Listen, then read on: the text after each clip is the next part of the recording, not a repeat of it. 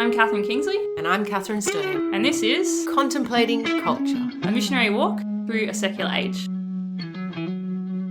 Together we journey through A Secular Age by Charles Taylor, a book looking at the history and philosophy of how the world got where it is, and the impacts of our contemporary culture for us today as missionaries. And we're inviting you to join the conversation.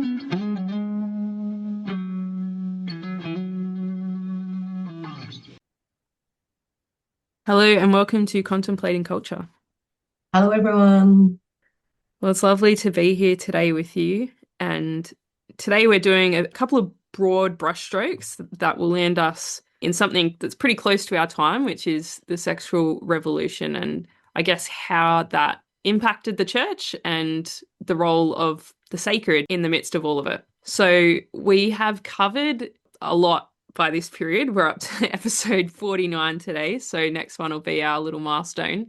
And we've looked at, I guess, historically, we've moved from, pre-Reformation to the Reformation. We've got all the movement of the denominations. And through this time also, then we have the Enlightenment, we have the Romantic era. So there's lots of shifts of what's important to people over time. And then we've journeyed with Charles Taylor through him talking about the different eras, I guess. So he talks about the ancient regime, where you've got that hierarchical structure of the kingdom and everything kind of being in its place, to then the age of mobilization, where people from the country start to move to the city, and in that they can be mobilized, they're joining different denominations, and there's a lot of action and movement happening. And then we're landing in now that the age of authenticity. So this is kind of where we've been. So what we want to look at today is, how does the place of the sacred shift through these different movements to then where the place of the sacred is when we get to the age of authenticity. So Kat, let's look at first that, I guess you would call the ancient regime kind of movement. What does the life of faith and the sacred look like for someone in that era? So we're talking pre-Reformation era really here. The idea of the time when there was in Christendom only one church, only one way of believing. So if you think about yourself, me, the baby, you're born, you're baptized, and you're baptized into the church. There is only one church. The faith, there is only one faith. It's unthinkable that your parents might not baptize you. It's unthinkable that you might not believe that faith into which you're baptized. And that church, the only church that there is, the church, is kind of synonymous with, it's the same as the society you belong to. It, has an overlapping part in every part of life of every layer of society, if you like, that, the church is blessing people's produce if they're farmers. The church is involved in the politics of the day. Everything in the life of the world is also the life of the church. Yeah. And I guess in this period of time, my connection to what is sacred is by my belonging to the church, to society. It's a oneness, that my connection to society is through my connection to the church, and the sacred is what's there. So I'm connected through this mediated sense of belonging in my very existence in society. So how does that shift then when we start to get the Reformation, we get denominations? How does that start to shift? Okay, well, what happens, obviously, Reformation, there's suddenly more than one church, more than one option out there. And that, just as we've talked about, multiplies through the Enlightenment and through time. And what becomes a thing in this era is that element of choice. So you or I, we're born, we're baptized, maybe, if our parents have chosen to bring us up in a faith or church that does baptism of infants. But there's always the possibility that I might deviate from that choice of my parents. I might then choose for myself. I might be brought up good, strong Anglican in the countryside of England, and then I, as a 15-year-old, move into the city to get an apprenticeship as a blacksmith. And in the city, I hear John Wesley preaching, and I'm really moved by his preaching. And so I shift my allegiance to the Methodist Church and I identify as a Methodist. But then, some years down the track, I fall in love.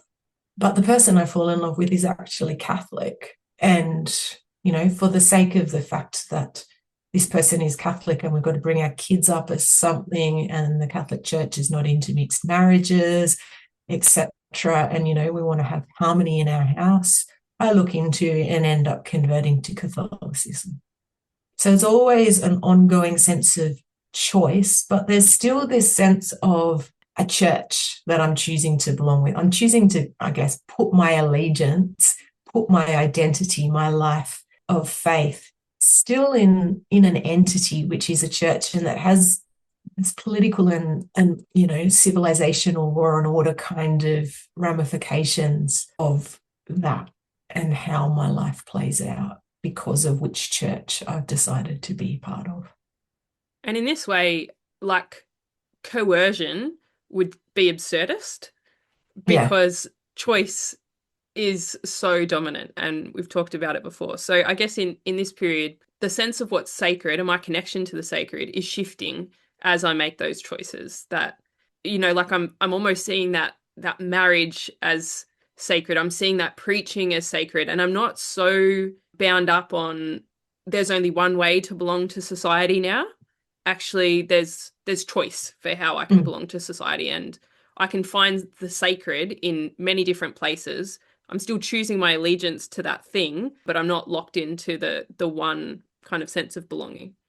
And that choice thing's really important, as you pointed out. Like back in the pre-Reformation era, the idea of burning someone as a heretic if they deviated from faith, or the idea of forced conversions for like Jews and Muslims who lived in the West, was not seen as anything bad or that kind of thing. But once you move into this era where faith is seen as a personal choice, where I give my free allegiance to a church, like there's this growing horror in society at the idea that you would force somebody. Freedom of religion becomes a value in this era because choice has become such a core value to society.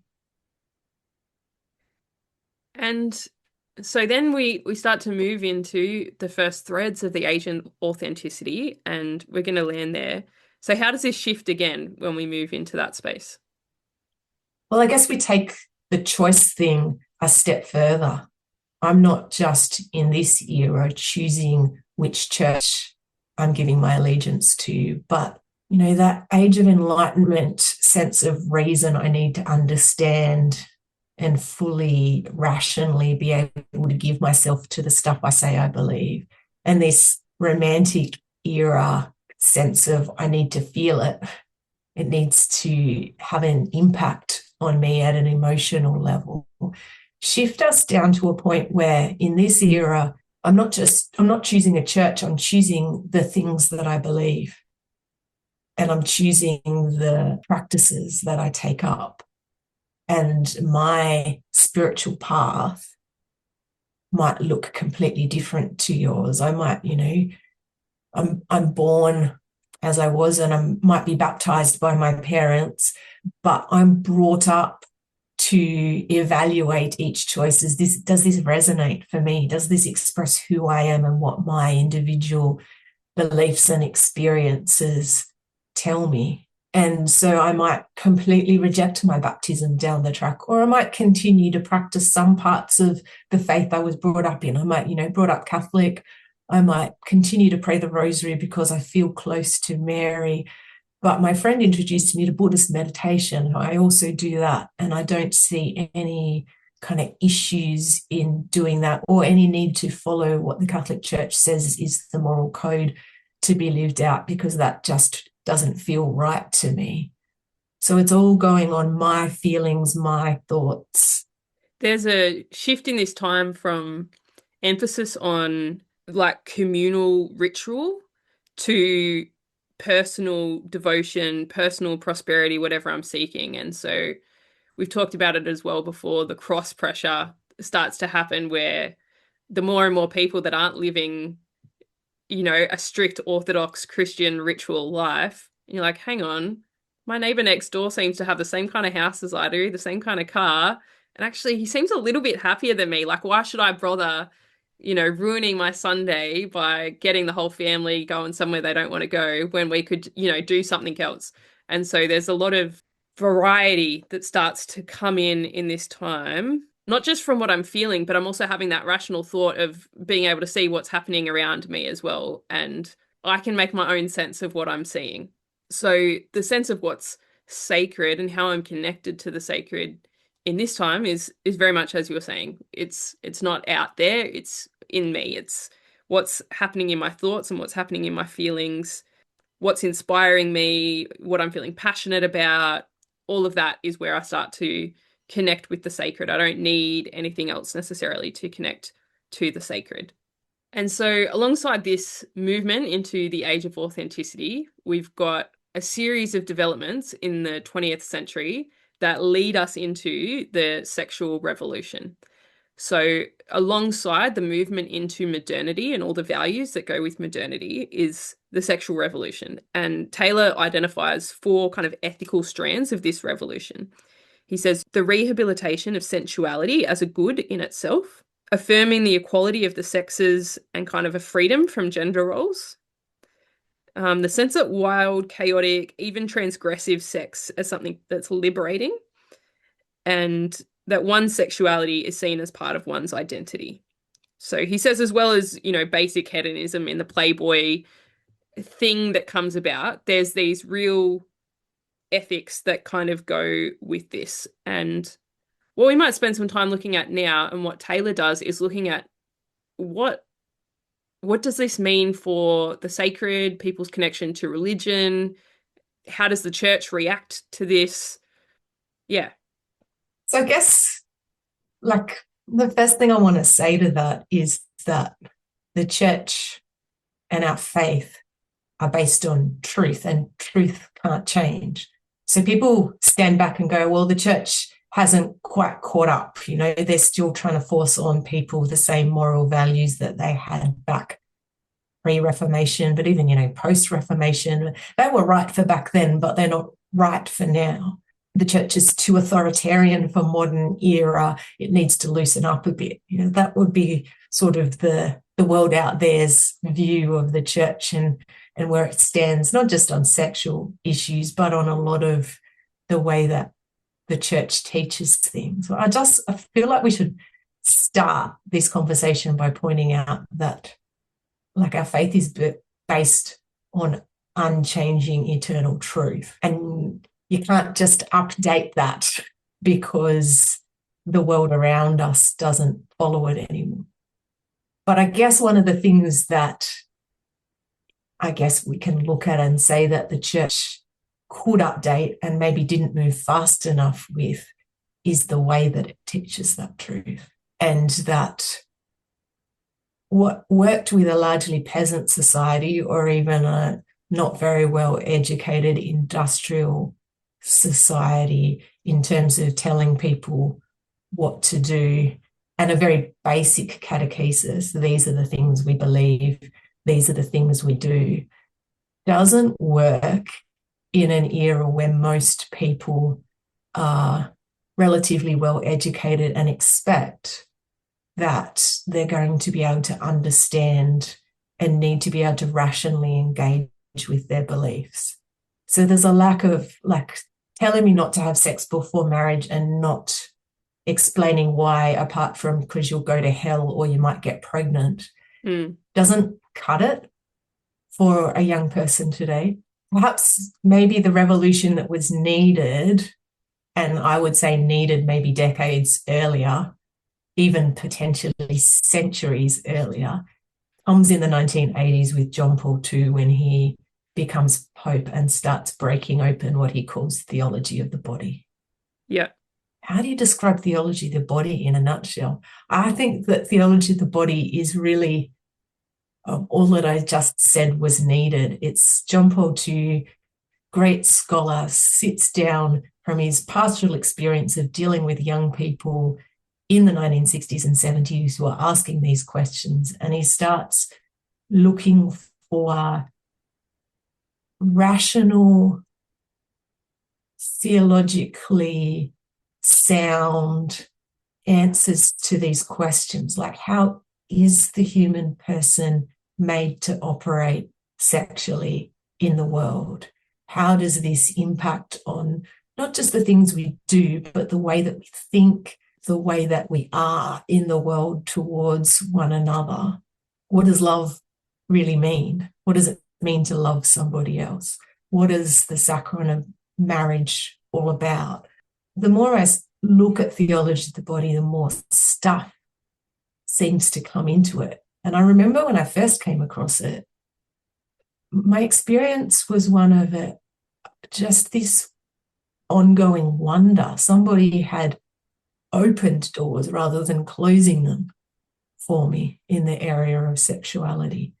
It was beautiful. And I would still say it is beautiful stuff. And the more I learn about it, the more it helps me make sense of myself. It helps me make sense of my human relationships. It makes sense of things like my choice to make a vow of celibacy. It makes sense of what the church teaches about sexuality inside and outside of marriage. I could keep going. Yeah.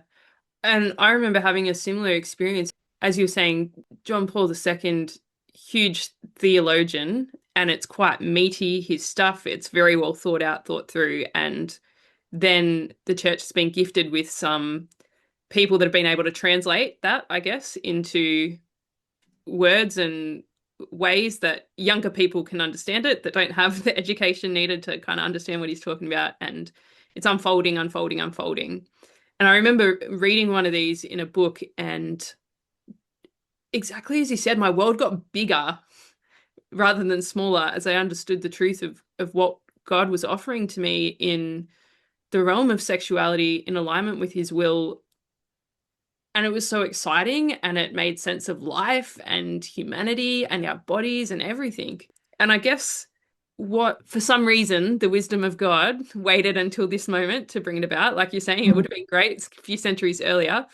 I trust the wisdom of God. I don't know, what he's doing in this particular case, but I know that this is going to keep feeding this hunger of the age of authenticity. And I guess it's a really good example of the riches of faith and the sacred are there.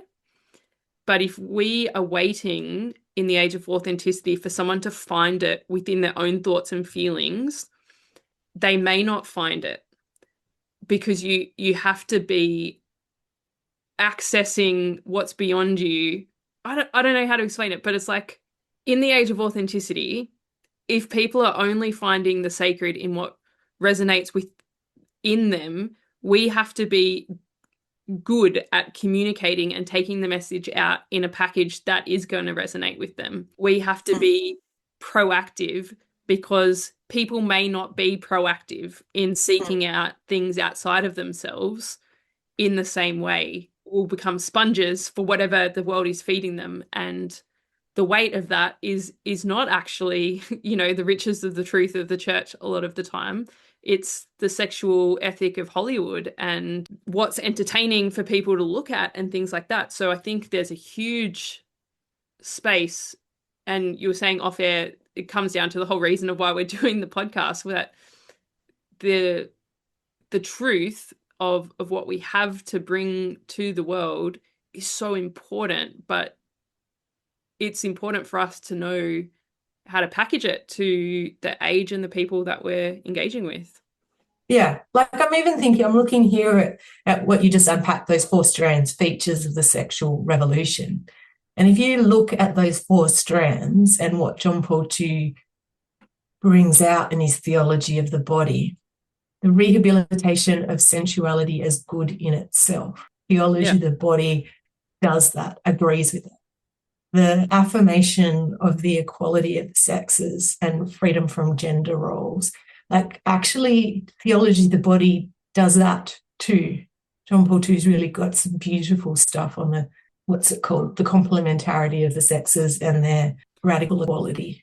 And very much, I guess that's the distinction of them having an equality with complementarity. Whereas I think the way that the the modern ethic would take it would be to flatten them into the one, but he's able to bring an understanding of equality that has the complementarity. And so the uniqueness of each and the gift of each is maintained without one or the other being above. So if you like the sexual revolution, the ideal of men and women as partners is really beautifully brought out by John Paul II in Theology of the Body. The new conception of one's sexuality as an essential part of one's identity is actually really well explained and brought out by John Paul II and his integration of how our sexuality fits into who we're made to be, how we're made to live in the world as people made in the image and likeness of God, who is love. Like, it's not just about our sexuality, it's about how we express and receive love. So tick. So the only thing that is different, if you like, about what we as church would teach comes in the widespread sense of uninhibited and even transgressive sex as liberating. And here, Theology of the Body really addresses the question of why the church comes out against it, that it digs into, well, if this is who we are as human persons, if this is how we work as body, mind, and spirit, then these ways of being don't work because they ultimately do harm to people. It's not how we're set up to be, and it ultimately damages the innermost part of who we are. Where we take our car to get repaired is in an industrial zone, and there's an adult shop that I have to drive past several times to get there. And every time I just have this thought of like, I feel so sorry for people that miss the point of sex, that the whole talk of like spicing it up or anything like that is like, oh, you don't actually know how good it is in and of itself. You don't know the wonder of discovering God in self-gift. Like, that is pure ecstasy. Like, if I just go through this process of feeling so sorry for people that don't know actually what is being offered to them. And I think if we think about it that way, that rather than being on the defensive from the world, we have something to offer the world. And that what we have to offer the world is largely in tune with what they're looking for anyway. Then it's easier to offer what we've got. It's easier to put it forward rather than sit in this kind of fortress mentality or defensive mentality, which Charles Taylor kind of points out along the way that the church ends up adopting in the face of modernity, in the face of the age of authenticity and people's move away from faith and practices and morals of the faith. And I actually think, I mean, it's got a huge amount to offer for the age of authenticity on account of the fact that the sexual ethic that John Paul II unpacks for us in Love and Responsibility, which is his book, Unpacking Theology of the Body, is that it's a whole person approach. That if we're talking about being authentic, it's an exchange of persons. It's not an exchange of bodies. It's the whole person that is brought up into this. And so it's a whole person experience. I think that a lot of people would be really surprised to discover that they've been missing the whole point. And I just think that, you know, it's been written for the age of authenticity in a way. Like, it actually meets these goals and values of ours about full human flourishing, about being invested in wholeness of body and mind and the integration of the whole of my person in a way that actually the sexual revolution doesn't. That's great. Well, maybe that's a good spot for us to end today. It's been great. And I mean, we could keep talking about it all day. There's 1,000 podcasts on Theology of the Body. So if it's piqued your interest, go and check them out. Check out someone like Christopher West or Jason Evett. There's lots of speakers out there that will, just open up your eyes to a well-packaged articulation of the sexual ethic of the Catholic Church in a way that is, as Kat said, opening doors, not closing them. All right. Thanks so much, Kat, and thanks for listening, everyone. See you later. This has been Contemplating Culture, a podcast produced by the Missionaries of God's Love Sisters. For more information from today's episode, be sure to check out the show notes. We pray that today has blessed you, and most importantly, we invite you to continue the conversation.